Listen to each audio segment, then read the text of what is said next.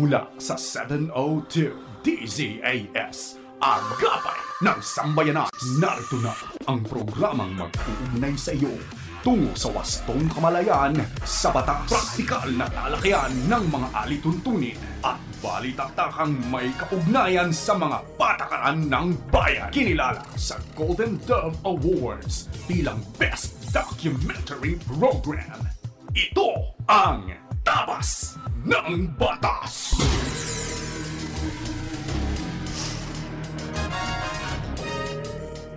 Isang magandang Sabado ng umaga sa iyo na nakikinig sa anumang bahagi ng Pilipinas, Luzon, Visayas, Mindanao at sa iba pang bahagi ng mundo.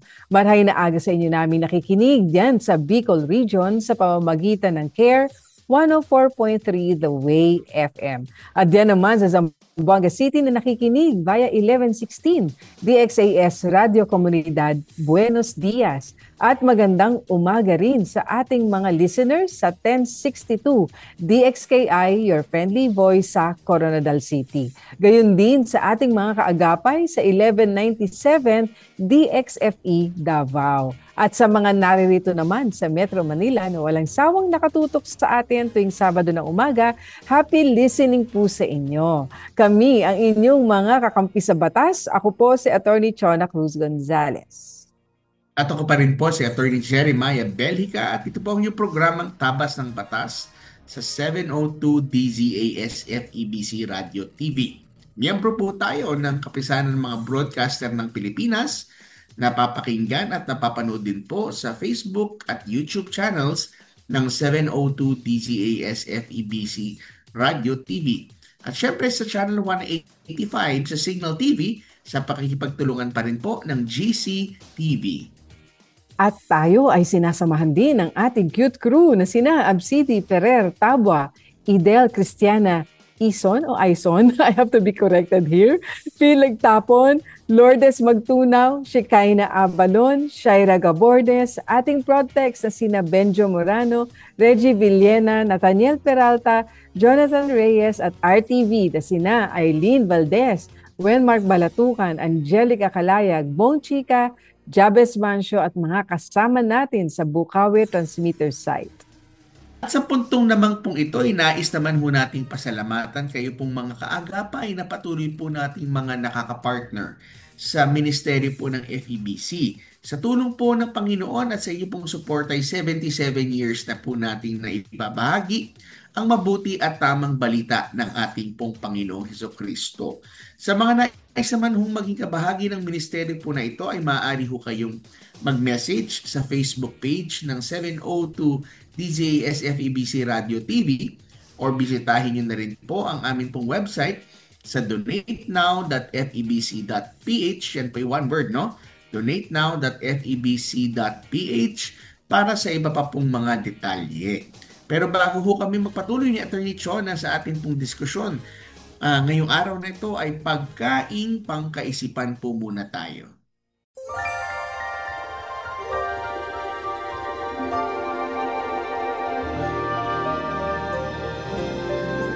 Ito po ay hango sa mga Kawikaan, chapter 17, verse 9. Ang sabi po, ang pagpapatawad sa kapwa ay nagpapasarap sa samahan, ngunit ang pagkakalat ng kahinaan ay sumisira ng pagkakaibigan.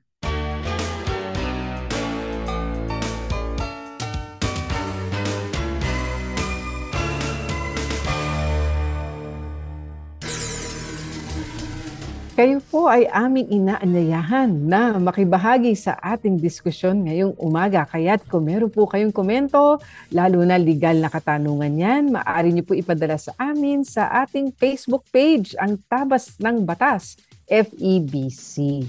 Tayo po ay magpo-pause lang for a break. At sa ating pagbabalik ay tutungo na tayo sa isa na namang napakahalagang diskusyon. Pag-uusapan nating topic na may kinalaman sa isang karapatan na ating tinatamasa sa ating bansa at napakahalaga nito sa atin bilang mga Kristiyano. Kaya po, huwag kayong maglilipat ng istasyon. Kami po ay magbabalik agad sa ilang sandali lamang. Tabas ng Batas! Tiyaga, tiyaga, tiyaga. Pray, pray, pray. Yan po ang lagi nating panawagan para sa lahat ng mga Pilipinong nasa ibang bansa. Tiyaga sa napakahaba at komplikadong prosesong hatid ng pabago-bagong adjustment. Tiyaga sa trabaho sa kabila ng matinding pananabik na makauwi na at makasama ang pamilya. Tiyaga sa pananalangin dahil ang ating Diyos ay walang sawa sa pagtugon sa ating mga dulog sa Kanya. Sabi nga po sa unang Tesalonica, Kabanatang 5, talatang 16 hanggang 18, maggalak kayong lagi, palagi kayong manalangin at magpasalamat kayo sa Diyos sa lahat ng pagkakataon, sapagkat ito ang kalooban ng Diyos para sa inyo, sa inyong pakikipag-isa kay Hesus Kristo. Ako po ang inyong kaagapay, Pastor Attorney Carlos Kuya Kaloy Cao Jr. Sumasaludo, umaagapay at nananalangin para sa ating mga overseas Filipino workers. Sumasayang papawid mula sa Maynila.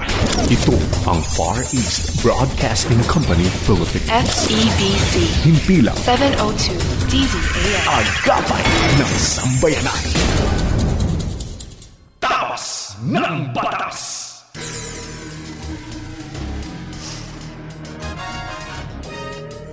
Okay, so tayo po ay nagbabalik muli dito sa ating programang Tabas ng Batas.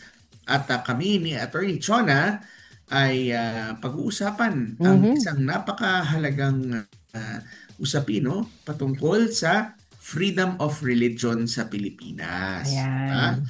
At ito, Attorney, ay isang usapin na minsan madaling ma-taken for granted. Yes. Pero hindi natin napapansin na ang kalayaan sa pananampalataya at pagsamba ay isa sa fundamental at pinakamahalagang karapatan natin sa ating bayan, Kaya sa araw na 'to tatalakayin natin ang fundamental at sabihin natin na hindi pa lang haligi, pundasyon. Pundasyon. Oo. Pundasyon ng karapatan na nakapaloob sa ating konstitusyon. At ito ang ating kalayaan sa pananampalataya o sa English ay freedom of religion. So hanggang saan nga ba ang proteksyon ng ating batas at sa ating pananampalataya? At syempre mayroon din sinasabi ang salita ng Diyos dito at ang ating konstitusyon. Di ba, Attorney? Oo, napakahalagang pag-usapan ito kasi nga dahil alam mo, ito ay nagpapatunay na lamang na ang bawat nilalang ay spiritual being din. Na kinakailangan na mayroong bahagi ng ating katauhan na talagang nangangailangan ng pagpapahayag ng katulad dito sabihin natin worship, paggalang, pagsamba, pagdakila sa isang manlilikha, hindi ba? Alam mo, kung titingnan natin maging histories natin, hindi ba, Attorney? Maski bago pa tayo nasakop ng mga dayuhan, talagang meron hindi ba, forms of worship, may mga belief system na mula Luzon hanggang Mindanao, hindi ba? May kanya-kanya. Kaya nagpapatunay lamang ito, in fact, di ba, na may tinatawag na ang mga ninuno natin na bathala. Meron ng ganong konsepto na talagang naka-imprint sa ating mga pagkatao yung pangangailangan na meron talagang pinatutungkulan yung ating pagsamba sa isang mas makapangyarihang being. Hindi mo masasabing nilikha kasi all existent siya o ever existent siya. So, napakaganda po na kinikilala rin ito ng ating konstitusyon. At meron po tayong mga babanggitin dito ng mga artikulo, mga probisyon ng batas na nagsasabi na talagang itong pananampalataya natin at ang pagpapahayag nito ng malaya, pinoproteksyonan ng ating saligang batas. Article 3 pa lamang, Section 5. In fact, doon pa lang nga sa preamble, pag talagang binigang pansin natin, unang mga linya pa lamang doon we are already imploring the aid of Almighty God. So may pagkilala rin. In fact, Attorney, kung tayo nagkakamali. Napaka-unique nito sa ating saligang batas. Ano? Hindi naman yata lahat ng saligang batas ay merong ganyan. Ano? Kaya pagpasalamat po natin na merong pagkilala sa Almighty God na ating inihinga ng tulong bilang mamamayan sa ating konstitusyon. At ito nga, balik tayo sa Article 3, Section 5. Sabi, no law shall be made respecting an establishment of religion.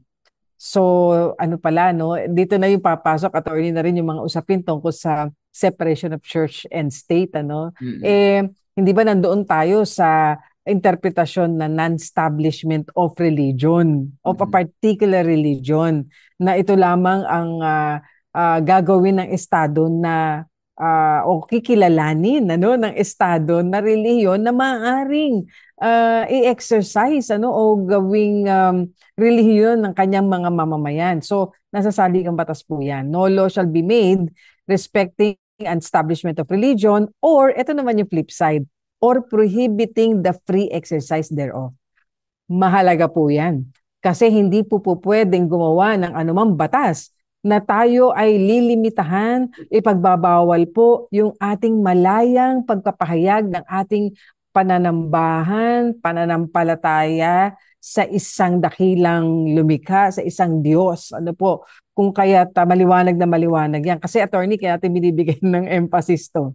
Merong mga nagbabalak at mga nag-attempt na nagsusulong ng mga batas, panukalang batas na tila akala mo magpoprotekta sa mga bahagi ng ating mga mamamayan. Pero ang totoo, natatapak at mayuyurakan yung karapatan nating lahat, lalo na yung religious freedom natin.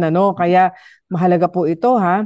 At dito po, nabanggit natin, non-establishment clause, ibig sabihin, hindi pwede magtatag ng isang relihiyon, ang Estado, o magbigay dito ng pabor. Kasi nga po, di ba, attorney, siyempre, ngayon nga, pinag-uusapan yung misuse of public funds. Dito, ayaw din nila ng gano'n na merong isang itatatag na relihiyon, tapos public funds ilalagay mo doon, hindi ba? Yes. So, importante rin po, ang free exercise clause na binanggit natin kanina, malaya ang tao, ang mga Pilipino sa pagpili, sa pagsamba, sa pagpapahayag ng pananampalataya. Turn ang ganda nito, kasi yung palang right of religion or freedom of religion, hindi lang right of belief. Hindi lang yung maniwala ka, hindi lang yun sa anumang prinsipyo o doktrina na marahil, pero yung kalayaan mo rin na ipamuhay yung iyong pananampalataya. So, yun po yun, ha, yung hindi lang right to believe, pero, di ba, o right to believe, pero right to live out your belief. Ayan. So, nabanggit natin kanina, separation of church and state shall be inviolable. Ito, Article 2, Section 6. Again, hindi po ibig sabihin nito na separation of state and God. Tama. Oo, nagkaroon na tayo ng pagtatalakay dito, attorney, at maliwanag na hindi po iyan ang ibig sabihin ng ating konstitusyon, na tayo bilang mga Kristiyanong Pilipino ay maaari rin pa ho tayo magpahayag ng ating mga, katulad na nangyayari ngayon, hindi ba, na nagkakaroon ng mga pagtitipon para ipahayag ang mga saloobin ng mga mamamayan. Halo-halo na yan. At malaking bahagi ng ating populasyon ay mga Kristiyano, mananampalataya. Kung kaya't sila man ay nagpapahayag ng kanilang mga saloobin patungkol sa mga nangyayari sa ating bansa. So, hindi naman pinagbabawal din yun. At naroroon din yung pagpapatatag natin doon sa karapatan ng mga simbahan natin na magpatupad ng kanilang mga programa, hindi lamang sa simbahan, kundi sa komunidad, at ito ay hindi dapat ding pinanghihimasukan ng Estado. Ito, attorney, di ba parang mas dahil napakakapangyarihan ng Estado, kaya talagang itong separation of church and state shall be inviolable is more on a prohibition on the state. Yeah. Na huwag kayong makialam, sa simbahan, sa mga, sabihin natin, mga relihiyon, kung paano nila ipinapatupad ang kanilang mga belief system. Of course, maliban na lang, Siyempre, alam naman natin may mga pangyayari in the past na ang relihiyon ay ginamit din, para magkaroon ng, di ba, mayroong mga instances na massacre ng mga miyembro, hindi ba? Merong mga, iba namang usapan na yon or inabuso na yung in-exploit na yung mga miyembro. O, ibang usapan na yon, ano? May paglabag na sa batas yan. So ano Mhm. pa? Article 14, Section 3, Paragraph 3, religious instruction sa schools. Mm. Ito, hindi natin, maraming hindi nakakaalam, ano? Meron ho yan sa konstitusyon natin na dapat po ay payagan ang religious Yan. instruction sa schools. At Mhm. nakakalitaan yata nating bigyan ng pansin ito, no? At ang religious belief o conviction ay choice po ng Mhm. magulang. Tama. Ang magulang po, kung nais niyang palakihin ang kanyang mga anak, ayon sa biblical principles, karapatan po niya yan. Ano ho? Kaya yan ay pinoproteksyonan ng saligang batas. Gayun din, Article 15, Section 3, Paragraph 1, protection sa pamilya, kasama na nga yung religious upbringing na ang mga mag-asawa daw ay kailangang depensahan ng Estado yung kanilang karapatan na palakihin ang kanilang mga anak ayon sa kanilang religious conviction. O take Mhm. note kasi hindi tayo dapat panghimasukan dyan. Ang Yan. pamilya, sa pamamagitan ng mga magulang, sila magtuturo sa kanilang mga anak ng mga biblical precepts, Mhm. being in a Christian nation. Ngayon, attorney, eto na ang katanungan. Kung Mhm. walang separation of church and state, ano na ang pwedeng mangyari? Yan. Baka daw magkaroon pa ng official religion na ideklara Mhm. ang gobyerno. At dahil doon, madidiskrimina ang napakarami. Kaya, mahalaga po ang pagbabalanse, Yan. Tama. attorney. So ngayon, bukod sa batas, sa saligang batas, maraming kaso na, no, na nadesisyon na ng Mhm. Supreme Court. At ano-ano ba tong mga to? Napakadami pero i-highlight natin yung ilan sa mga kilala, no, at mga alam natin na makakatulong sa ating mga kaagapay. No, Mhm. ang una is yung desisyon ng Korte Suprema na Ebralinag versus Division Superintendent, no, noong Mhm. 1993, na kung saan ito yung kaso patungkol sa mga Jehovah's Witnesses na tumanggi na magkaroon ng flag salute o yung mga Mhm. mag-ano sila doon sa bandila ng Pilipinas dahil Mhm. sabi nila ito pa daw ay pinagbabawal ng kanilang relihiyon. So initially sila Oo. ay pinilit. Subalit nung nakarating sa ng Supreme Court, ang sabi ng Korte Suprema, ito daw ay protektado ng kanilang karapatan sa kanilang religious rights, no? Yung free exercise ng kanilang relihiyon at hindi maaari ipilit ang gawain na kontra sa kanilang pananampalataya. At bagamat sinasabi na ang bandila daw ay hindi isang religious symbol, pero ito ay Oo. nationalistic symbol. But regardless, kasi sabi, hindi rin pwedeng sabihin ng gobyerno, ng pamahalaan, kung alin ba ang religious at hindi religious para dun sa taong nananampalataya. Oo. Di ba? Oo. Yes. So, ang isa pang kaso na very sabihin natin na interesting ay yung kaso ng Estrada versus Escritor, no, noong Mhm. 2003 at naulit-ulit yung kanilang discussion noong 2006 na kung saan ang isang court interpreter na may conjugal arrangement, ibig sabihin meron siyang illicit relationship, ano, at ang sabi ng Korte Suprema dito, inintroduce ng Korte Suprema yung idea ng benevolent neutrality. Ibig Mhm. sabihin, binalanse ng Korte Suprema ang pagkakaintindi natin between public order at ang free exercise ng religion. Ibig sabihin, ang gobyerno ay dapat malinaw sa kanila na merong space para i-accommodate at igalang ang religious conscience. Okay? Kasi Mhm. minsan sinasabi na hindi, wala kaming pakialam sa relihiyon pagdating dito Mm. sa aming pamahalaan, no? Ako ay public official muna bago ako isang Kristiyano, etc., etc. Sabi ng batas ng desisyon ng Korte Suprema ay merong benevolent neutrality. Bagamat hindi ka nag establish ng relihiyon, ay hindi mo rin kinikitil, Yes. hindi mo ah, Sinusupil. sinusupil, no? In fact, ikaw nga ay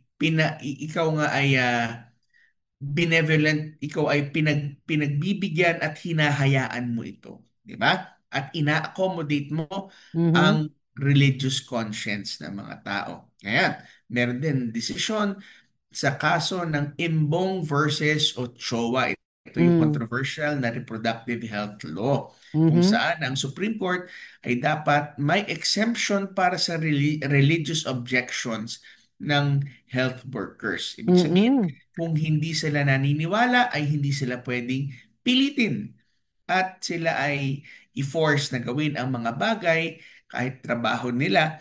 Kung ito ay labag sa kanilang pananampalataya ay hindi sila Yes. pwedeng pilitin. At Pilitin. merong medyo Oo. mas recent decision ng Mm-mm. 2017 ito, no, yung Valmores versus Achacoso, kung saan ito ay nagpapa-wish ng exemption sa Saturday classes ang isang estudyante na galing sa Seventh-day Adventist, no, dahil Mm-mm. ito ay kanilang sagrado para sa kanila.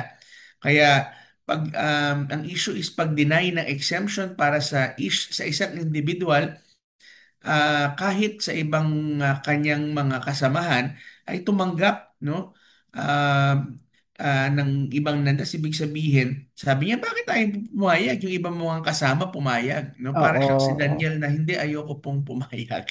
Ang Oo. sabi ng Korte Suprema, ang free exercise of religion daw ay isang personal na Mm. desisyon. Hindi pwedeng mawala ang karapatan dahil ang isa Tama. ay dahil ang isa ay iba naman doon sa iba. Kung anong Mm-mm. piliin niya, dapat ito ay galang dahil ito ang kanyang pananampalataya. So, ang procedural rules ay maaring i-relax when fundamental rights are at stake. So, kahit minority ka, kahit iisa ka lamang, sa iyong maliit na faith community, ay ikaw ay pinoprotektahan ng saligang batas, no? Kaya makikita nga natin na dito sa ating Korte Suprema ay Mm-mm. consistent na Mm-mm. mas pinapahalagahan ang konsensya at kalayaan sa pananampalataya kahit pa ito ay laban sa nakasanayang rules or procedures, kasi meron niyang preference na binibigay Tama. ang religious rights and religious freedoms. Pero bukod sa konstitusyon at sa desisyon ng Korte Suprema, meron din, attorney, mga Mhm. ibang mga batas at legal na proteksyon na ibinibigay sa atin ng Oo. ating legal system, di ba? Yes, maging ang civil code. Naku, napaka Mm. tagal na rin nitong civil code na ito, no? Na hinango pa natin sa Spanish Civil Code, ano? Oo. Pero andun pa rin ang mga prinsipyo ng batas na kung saan ay nagpoprotekta pa rin, ano, sa religious rights, particularly Article 32, na naku, merong liability kapag may lalabag, ano, sa religious freedom. Kaya alam mo, attorney, ito siguro dapat pinag-aaralan to ng mga mambabatas natin kasi hindi nila napapansin, pero meron silang mga isinusulong na talagang lalabag, Yeah. ano, sa ating mga religious freedom. Aba, meron pong mga existing laws, maging ang Mhm. konstitusyon na nagsasabi hindi po ito maaari, ano, at ayan na nga, may liability na sinasabi dito sa Article 32 ng Civil Code. Gayun din, by revised penal code, Ayan. pwedeng maging criminal act, Yes. ano, yung interruption of worship, Mm-mm. Article 132, and Article 133, offending religious Religious feelings, yeah. feelings. Nako, attorney, ayan. Hindi ba, recently, meron tayong nakikita mga ganyang instances at Oo. nadala na nga sa korte ang mga ganyang kaso Mm. dahil tila ano, hindi na nabibigyan ng respeto Mm. ang mga, let's say, inaawit, ginagamit ng mga awitin sa simbahan o Mm. mga imahe, ano, na ginagamit sa simbahan at ginagamit in another way, no, aside Yeah. malayo sa pagiging religious, ano, kung kaya ay mag-ingat po tayo rito sapagkat iyan ay meron pong karampatang parusa sapagkat yan po ay krimen, ano ho, pag kami interruption of worship at offending religious feelings. Gayun din, may special laws, ano, na na-create din ang RA 11054 o Yeah. ang Bangsamoro Organic Law. Yeah. Nabibigay naman po ito ng proteksyon sa ating mga kababayan na mga Muslim, ano, at sila po ay meron ding mga special na panuntunan sa kanilang kultura, sa kanilang pananampalataya na ino-observe nila, no? na maaaring hindi naman katulad nung sa atin, pero ang konstitusyon, dahil siya ay patas sa lahat ng mga Pilipino, kanyang poproteksyonan din itong religious belief at system ng ating mga kababayang Muslim at of course lagi namang ang limitation lang ay yung syempre hindi siya makakapanakit sa iba at Mm. walang magi-incite ng mga violence syempre natural naman walang dapat violation ng public order, walang violation ng public morals, etc. So basic naman 'yon. Sa makatwid makikita natin dito na hindi lang konstitusyon kundi Mm. pati mga umiiral na batas natin ay Yes. merong mga malinaw na safeguards o mga pag-iingat para sa Tama. ating pag express ng ating Mm. pananampalataya. Ngayon, attorney, mahalaga ang biblical principles naman. Matapos Mm. diniscuss na natin ang saligang batas, ang mga national laws existing. So, ano naman ang sinasabi ng ating banal na kasulatan patungkol sa religious freedom? Napakadami. Una sa lahat, kailangan matandaan natin pagdating sa kalayaan, sa pagsamba, naririyan ang storya nila Daniel, at syempre, yan ay maalala natin na sila'y pinapaduhod, pinasasamba sa ibang Diyos, hindi sila pumapayag, nandoon din yung storya, no? Kung siya ay pinipigilan manalangin at hindi rin siya Mm, pumayag at kung saan yes. binuksan pa niya ang bintana para siya ay makita. Dahil ang katotohanan, ang principle na ito ay nagsasabi na God is the source of our freedom. Sabihin, Yes. ang Diyos ang siyang nagbibigay sa atin ng kalayaan. Kapag ang ating pananampalataya ay kinikitil na sumamba sa Diyos, ay ito po ay sinasabi na hindi ko dapat ito sinusunod. Yan po, ano? Kasi ang ating hong batas ng Diyos ay mas mataas kesa ho sa anumang batas ng tao. Ibig Yes. sabihin, we cannot be forced to worship another because God is the source of our freedom. No? Galatians chapter 5 verse 1, yan pong sinasabi, it is for freedom that Christ has set us free. Set us free from sin, Yes. Mm. set us free from the curse of the law, and set us free ang ating isip at puso na mangarap ng ayon sa layunin ng Diyos sa buhay po natin at sa ating bayan. Ang tunay na kalayaan ay galing po sa Diyos, hindi po ito nanggagaling sa gobyerno. Kaya tandaan po Mm. natin bagamat ito ay kanilang ina-acknowledge na ito ay fundamental right mo, ito ay isang inalienable right mo din. No? Hindi Yes. ito maaaring kunin at hindi rin nila ito binigay. Ito po Mm. ay Diyos ang nagbigay sa atin. Okay? And Tama. also, yun sa another principles that makita natin sa banal na kasulatan is that worship and allegiance is needed Mm. sa atin, no? Yes. Katulad nga ng nabanggit natin sa Daniel chapter 3, ang kanyang mga tatlong kaibigan na sina Hananiah, Mishael, Azariah, no? Yung iba tinatawag Shadrach, Meshach, and Abednego, no? Pero ako mas gusto kong tawagin sila Oo. sa kanilang totoong pangalan, di ba? Yes. Hebrew names. Oo, at yung kanilang story naman ni Daniel na kung saan hindi nga siya nagpasindak kahit na siya ay Yes. ihahagis at ihit siya at itatapon sa Mm. loob ng den ng mga lions. No, mas pinili nila Daniel at ng kanyang mga kaibigan na sumunod at manatiling sumasamba sa Diyos Mm. Mm. at tapat sa kanilang Yes. pananampalataya. Di Yes. ba? At yan yung tinatawag na allegiance to worship, no? Mhm. At yung pangatlong prinsipyo na maalakita natin sa salita ng Diyos ay mahalaga ang role ng konsyensya. Kaya Mm. kinakailangan should be a respect of the sanctity of conscience, no? Sinasabi Yes. ng Romans chapter 15 verse 5, each one should be fully convinced in their own mind. Hindi tayo Mm. dapat nagdadalawang isip katulad na sinabi ng James chapter 1. A double-minded person is unstable in Mm. all his ways. Kaya dapat tayo ay nananatili sa ating pananampalataya at ginagalang natin ang conscience at pananampalataya ng iba. And Tama. syempre, ang prinsipyo ng the separation of the church and the state. As an Mhm. institution, makita natin Oo, sinabi ng oo. Matthew 22:21, render unto Caesar what is Caesar and what is God. Sinabi, ano ibig sabihin nun? Eh di ba si Caesar, hinihingi niya yung pera, yung denari kasi nandoon yung kanyang image. Mm. Pero sino ba? Sabi niya, eh di ba may image si Caesar dyan, bigay mo sa kanya yan. Siya may gawa yan eh.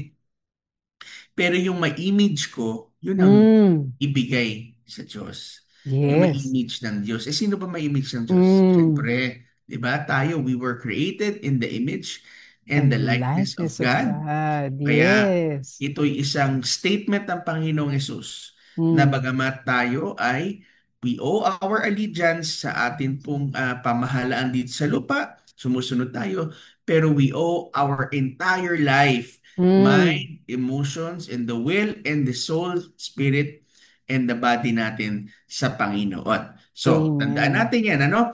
Na separation of church and state, kung saan ang gobyerno ng civil government at ang church government ay may kanya-kanyang saklaw. Kaya nga, Tama. attorney, napakaganda ng ating na pag-uusapan. Oo. So, sana Punong-puno talaga, no? ma-apply natin ito hindi natin Oo. makita na anathema, ibig sabihin magkalaban ang Mm. pananampalataya at saka ang batas. In fact, ang batas pala natin sa ating bayan ay lalong pinagtitibay ang Tama. role ng pananampalataya sa atin pong buhay at sa ating gobyerno. Tama. At itong freedom of religion, di lamang karapatang pantao, human right ito ha. Oo, nabanggit Mm. mo kanina, Attorney, ganda. Inalienable right. Ito po ay hindi ibinibigay sa atin ng gobyerno o ng estado o ng batas. Ito po ay binigay sa atin ng Diyos. At ito po ay kinikilala lamang ng ating mga batas. Kaya't napakahalaga part ito ng ating human right.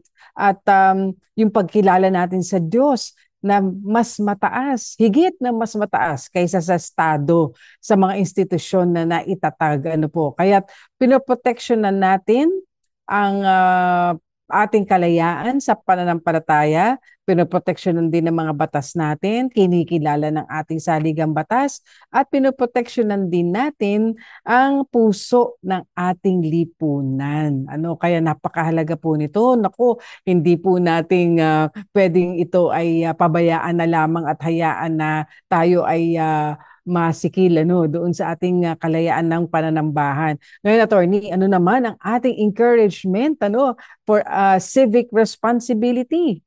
Tama. At ang paalala ho natin, no, gamitin po natin ang ating kalayaan sa pananampalataya at pagsamba, hindi para abusuhin o Mm. baliwalain. Ibig sabihin, kasi may Yes. karapatan naman akong wag din manampalataya. Oo. Pero hindi lang yung karapatan, pero yung responsibilidad natin to really search out God's plan for our lives, because pag Amen. matagpuan po natin ang ating tunay na pagsamba sa Diyos, diyan ho nagsisimula yung ating pinag-uusapan, attorney, Oo.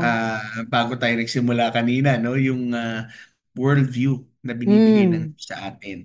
Doon tayo nagiging liwanag ng ating komunidad pag natutuklasan natin ang ating relasyon sa Panginoon. Napakaganda at ang gusto ko lang din maidagdag dito sa atin nung bago nating tapusin itong point na ito ng ating Mm. discussion, na sa isang Kristiyanong pananampalataya ay doon nagsimula talaga yung idea ng tinatawag na religious freedom. Yan ang mahalaga Yes. kasi iba, inaakusahan, ay Yes. mga iba pinipilit nila ang kanilang pananampalataya sa amin kasi nangangaral sila sa kalsada. Mm. Eh bakit nangangaral? Hindi may karapatan ka makinig o hindi ka makinig.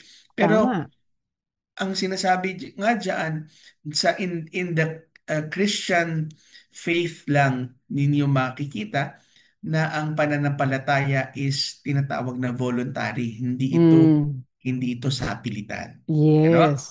Yes. Kaya nga sa ating isang biblical principles and worldview on faith and religion, diyan mo makikita ang religious freedom. Kaya nga gamitin Tama. natin ang ating kalayaan hindi para abusuhin, pero kundi maging isang ilaw sa ating komunidad. Tama. At alam mo, attorney, kasi nabanggit mo na rin lang yan, mayroong mga iba kasi na sasabihin, ah, don't preach your religion to me. Oo. Pero may kalayaan po ang bawat isa na magpahayag eh. Di tama ang sabi mo eh. Eh di kung ayaw ninyo, wag ninyong pakinggan. Oo. Pero wag Mm. natin sikilin yung karapatan ng bawat isa na magpahayag, no?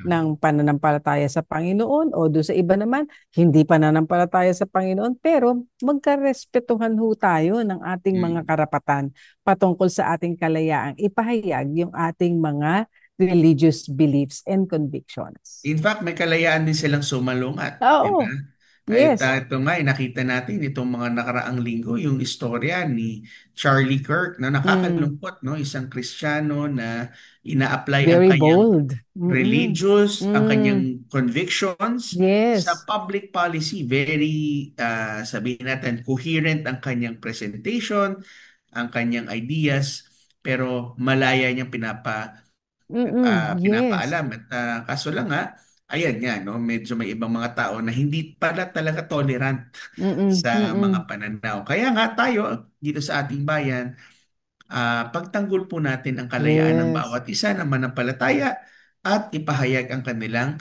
pananampalataya. Kasi kung hindi ka man nag-agree doon sa tao, doon Mm-mm. sa kanyang sinasabi, pero dapat ipagtanggol natin yung kanyang karapatan na sabihin ang Nasabihin kanyang yun. pinananampalatayaan. Di ba, Tama. attorney?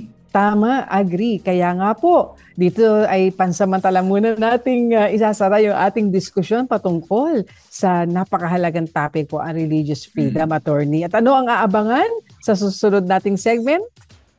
Abangan natin sa susunod na ating segment, ang Payo di Asunto, na kung saan Yes. subukan ho namin sagutin ang inyo pong mga Mm. katanungang legal. Kaya wag ho kayong alis, babalik tayo po dito sa ating programang Tabas ng Batas. Tabas ng Batas! Pag-asa, saan ka ba matatagpuan? Tagumpay, sadya ka nga bang mailap? Direksyon sa buhay. Bakit ang hirap mong tahakin? Hay, pag-ibig. Akala ko ba panghabang buhay ka? Buhay? Hanggang dito ka na lang ba? Marami tayong katanungan sa buhay. Marami man ang gumugulo sa ating isipan, subalit, kaibigan, hindi ka dapat mangamba. May handang tumugon sa iyong mga tanong.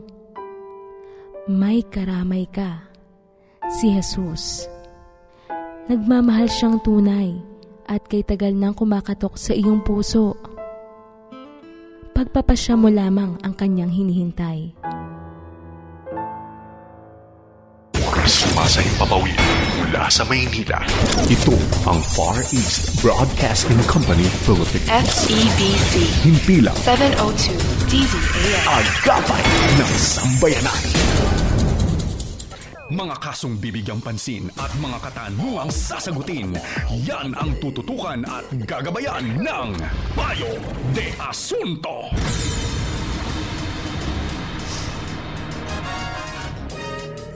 Alright, so tayo pinagbabalik muli sa ating programang Tabas ng Batas. Ako pa rin po si Attorney Jeremiah Bellica.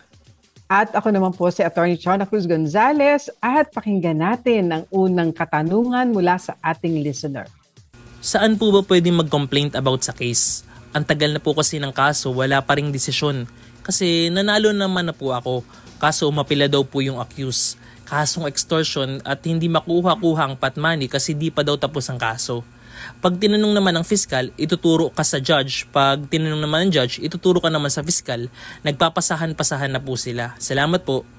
Ayan, attorney. So, ito marahil ay dahil sa tumakbo na ng ilang panahon marahil yung kaso, no? Kung kaya't ito ay umabot na doon sa pag-apela. At alam po ninyo kasi pag naka-apela po ang isang kaso, ibig sabihin hindi pa ho yan tapos. At ang meron na pong jurisdiction dyan ay yung korte na kung saan po ay naka-apela yung kaso. Ano ho? At kung meron man po kayong hinihintay na ma-release riyan, iyan po ay nakasalalay sa kung ano po ang magiging kahihinatnan ng kaso na nakaapela po doon sa higher court. Hindi ko rin maunawaan lang doon sa kanyang katanungan, attorney, no, na pag daw tinanong yung piskal, itinuturo sa judge, pag naman daw yung judge, tinuturo kay piskal, hindi raw nila maintindihan kung papaano. Pero yun nga po, dahil nakaapela yan, ang meron na pong jurisdiction sa case na yan, eh yung korte na, oo, na dumidinig ngayon o nag-handle ngayon niyang appeal na yan. Kaya po kung meron kayong siguro nais na mangyari roon, marahil mapabilis ba ang pagre-resolba noon? Ang inyo pong motion o manifestation sa pamagitan ng abogado, doon na po sa appellate court po yan i-file at isasubmit. Ano ho? So, attorney, ano pang comment mo rito? At saka kasi baka naman nalilito kapag sinasabi ni Piskal na tanungin nasa court na, ibig sabihin doon sa appellate court. Baka hindi naman yung trial court. Kasi siyempre pag tinanong mo yung trial court, sasabihin sa'yo, tanong mo kay Piskal, huwag niyo akong kausap, tanungin dahil dyan. tapos na sa kanila Tapos sa kanila pag sinabi ni Piskal, ay nandun ho yan, nasa korte na. Baka ho, ibig sabihin ng korte yung appellate court. Appellate Kaya ho, baka court. kayo nalilito. Oo. So, antayin na lang. Maaring siguro mag-file ng urgent motion to resolve at humingi ho ng tulong at ipaliwanag kung bakit ito ay baka kailangan aksyonan. Oo. ma-aksyonan dahil matagal na. Ayan, so pakinggan po natin isa pang katanungan mula sa ating listener. Hello po, ang istorya ko po kasi is dito sa tinitirhan naming bahay ay mahigit 25 years na po kaming nakatira. Ito po ay family house ng aking tatay. Ngayon po, ang titulo ay nasa kapatid niya at ibinenta na po yung bahay. Ngayon, ang sitwasyon po namin ay pinapaalis na po kami ng bahay hanggang katapusan na lang daw. Pero wala naman po kaming ibang makitang lilipatan. Kinausap naman po kami verbally nung nakabili daw nung bahay and sabi katapusan ng June or hanggang katapusan ng September na lang kami pwede. Ni wala man lang ipinakita sa amin na proof na nabili nila yung bahay. Pwede pa po ba kaya na ma-extend ang pagstay namin dito? Or pwedeng mapag-usapan at makahanap pa kami ng lilipatan? Salamat po.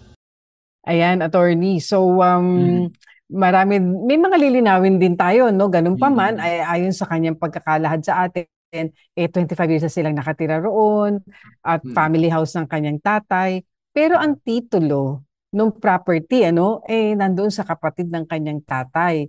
At ayon sa kanyang pagkaka-narrate sa atin, naibenta na yung property, yung bahay, At ngayon, dahil meron nang bagong nakabili, di umano, ayan, pinapaalis na sila. Bagamat nung sila yung nag-usap nung June, sila ay binibigyan na hanggang September. Tumbo na to, no? Na sila ay maaring manirahan pa roon, pero pagkaraan ng September, pwedeng sila ay umalis na, no? Ang nais lang po namin malinawan ni Attorney Jeremiah ay meron ho ba na talagang deed of sale? Na-verify na po ba ninyo na talagang ito yung nakabili? Maaari niyo po itanong doon sa kapatid ng inyong tatay na sabi nila nabenta na. So kanino po? Nasaan po ang kopya ng deed of sale para malaman nyo, yun hubang lumalapit sa inyo at nagsasabing siya na yung nakabili. Talagang siya nga yung nakabili na, no? Kasi hindi natin masabi, no?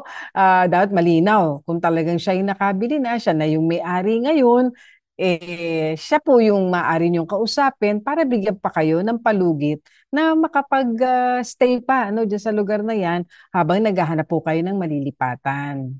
Tama. Kaya nga, at kung kayo naman po ay papaalisin at hindi ho kayo aalis, ay dapat ho idaan ito sa korte at hindi ho kayo basta-basta pilitin. Pero kung kayo po may kasunduan, mahalaga po na kayo tumalima sa usapin kung talagang sila hong may ari. Baka pwede naman kayong mag-antay na mag-file ng kaso sa korte, pero dahil 25 years na rin ho kayo nandyan, baka pwede ho kayong makahingi pa ng ilan pang palugit. Pero ang punto po niyan, hindi ho kayo pwedeng basta-basta paalisin nang wala pong proseso na dumadaan sa korte at utos po mismo ng husgado. At hindi malinaw, attorney, kung sino talaga yung nakabili, kung nakabili man. Oo, ng property na yon, na nakikipag-usap sa kanila. So, verifikahin po muna ninyong mabuti para kung malinaw, na kayo naman, alam namin, tatalima naman kayo kung talagang malinaw na sila ang nakabili, at kung hindi naman medyo, kinakailangan yata dumaan sa korte nga ito, attorney, para talagang legal ang pagpapaalis sa inyo. Ayan. May katanungan ba dito, attorney? Sabi niya, may bail o piyansa po ba ang estafa case? Ilang years po ang kulong? At magkano po ang piyansa? Large scale po ito, 800,000 ang amount. Investment po at may contract. Thank you po. Ayan. Opo. Maganda ho yung katanungan kasi meron hong bagong batas na nag-amyenda po sa dating batas po regarding doon po sa estafa, no? Pero ang parusang kulong po sa estafa ay depende po sa halaga ay ang kanilang kaparusahan. Ano po? Batay po sa Article 315 as amended po ng Republic Act 10951 no 2017 lamang, na kung saan kung lagpas o labis ng 40,000 pesos pero hindi po lumalagpas ng 1.2 million, ang kulong po ay 4 na taon, 2 months and 1 day hanggang 8 taon. Ito yung prison correctional to its maximum to prison mayor minimum. Pero kung lumagpas na po ng 1.2 million pero hindi naman po lalagpas ng 2.4 million, ito po ay 8 taon at 1 araw hanggang 10 taon. At so on and so forth. So pataas po ang penalty. Pero ito po sa inyo po ay 800,000. Kaya papasok po ito dun sa una at pinakamababang bracket na 4 years, 2 months, and 1 day to 8 years. Posible po ang hatol kapag siya'y na-convict. Ngayon, kung titingnan po at magbibigyan po siya ng korte na magpiyansa, meron ho, ito po isang bailable na kaso.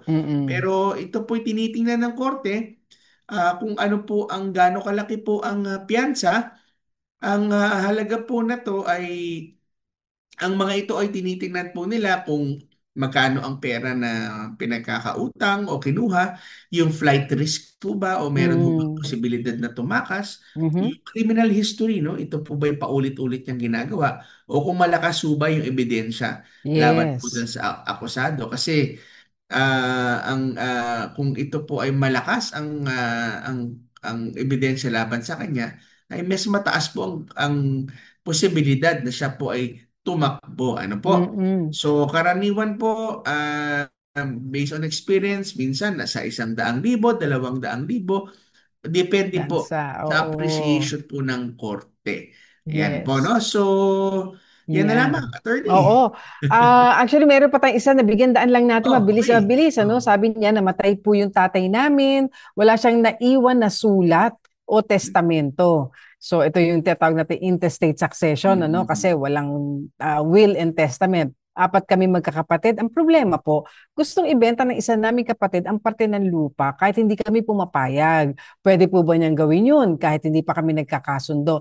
Naku, may proseso ho. Pagka namatay ang magulang at meron na pong transfer na mangyayari yan o yung succession na tinatawag natin, dapat po ay magkaroon muna kayo ng extrajudicial settlement of estate.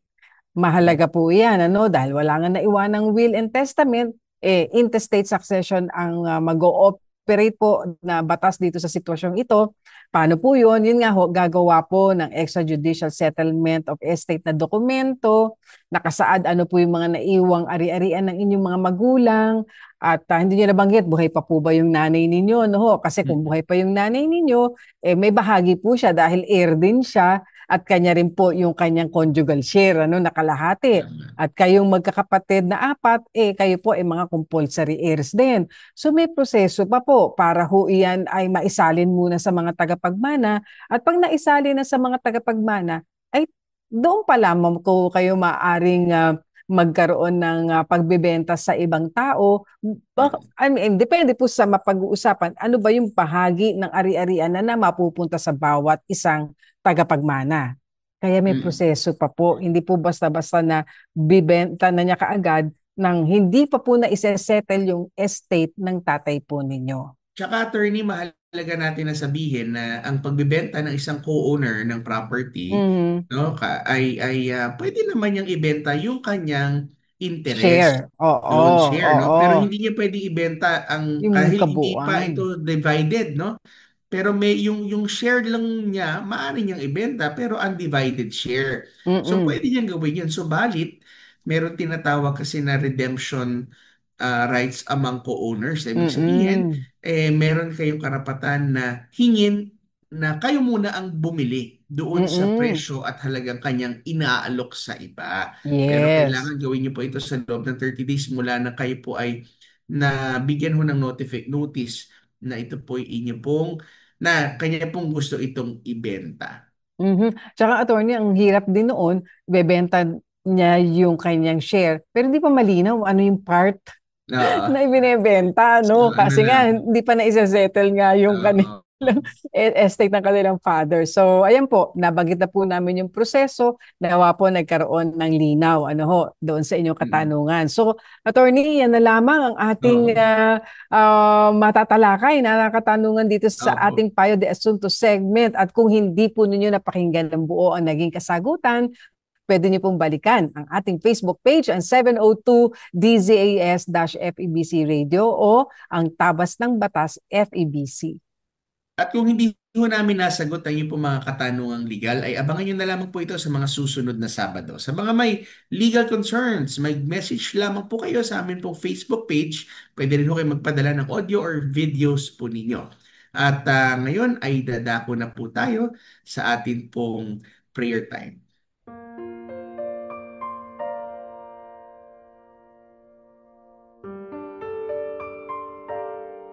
Aming Ama, marami pong salamat sa iyo pong presensya sa amin pong kalagitnaan, sa iyo pong paggabay sa amin. We thank you for the Holy Spirit that gives us wisdom, that teaches us, Lord, towards all truth, Lord, that shows us all truth and leads us to our Lord Jesus Christ.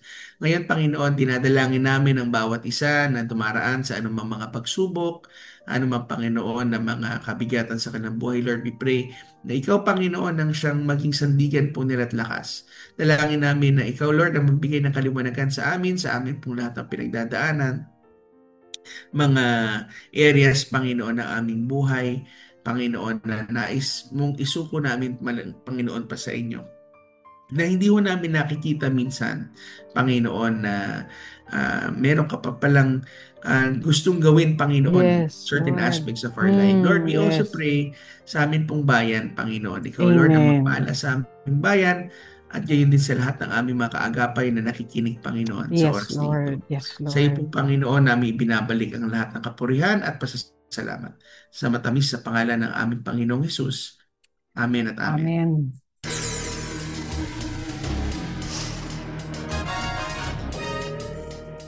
Salamat po mga kaagapay sa mga tumutok sa radyo via radyo o online via Facebook, via YouTube, at sa Channel 185 sa Signal TV via GCTV. Kami po ang inyong mga kakampi sa batas tuwing Sabado ng umaga. Ako pa rin po si Attorney Jeremiah Belhica. At ako naman po si Attorney Chona Cruz Gonzalez. Nag-aanyaya sa inyong lahat na samahan kaming muli sa susunod na Sabado sa parehong oras at himpilan. Kaya't lagi po nating tatandaan, kung uunawain at susundin, kakampi mo ang batas. Nais po naming makarinig mula sa inyo para sa mga kuro-kuro, mungkahi o mga bagay na nais ibahagi sa palatuntunang iyong napakinggan. Sumulat lamang sa 702 DZAS, Agapay ng Sambayanan, 1 Corporate Center, 46th floor, Doña Julia Vargas Avenue, corner Meralco Avenue, Ortigas Center, 1605, Pasig City. O mag-email sa dzas info@febc.ph.